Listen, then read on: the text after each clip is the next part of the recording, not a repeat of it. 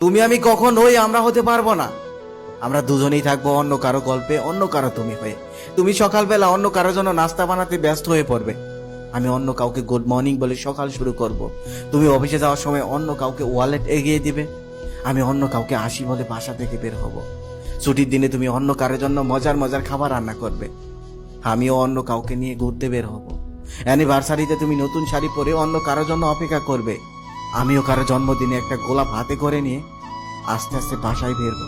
খাবার টেবিলে তুমি খাবার লাগিয়ে অন্য কারোর জন্য অপেক্ষা করবে, আসতে দেরি হলে কয়েকবার কল দিবে।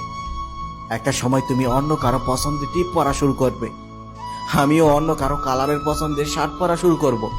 কোনো এক বিকেল বেলায় তুমি অন্য কারো কাঁধে মাথা রেখে হয়তো আমার কথা মনে পড়ে যাবে, তখন তুমি তার হাতটা শক্ত করে ধরে ভুলে যাবে আমায়।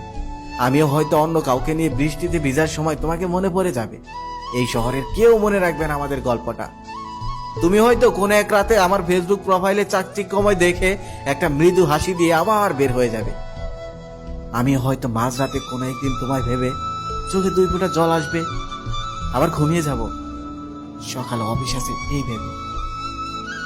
সংসার তো যে কারোর সাথেই করা যায়, তবে ভালোবাসাটা জানি না গো প্রিয়। তবে তুমি আমি একই শহরে থাকি, তারপরেও আর কখনো দেখা হবে না।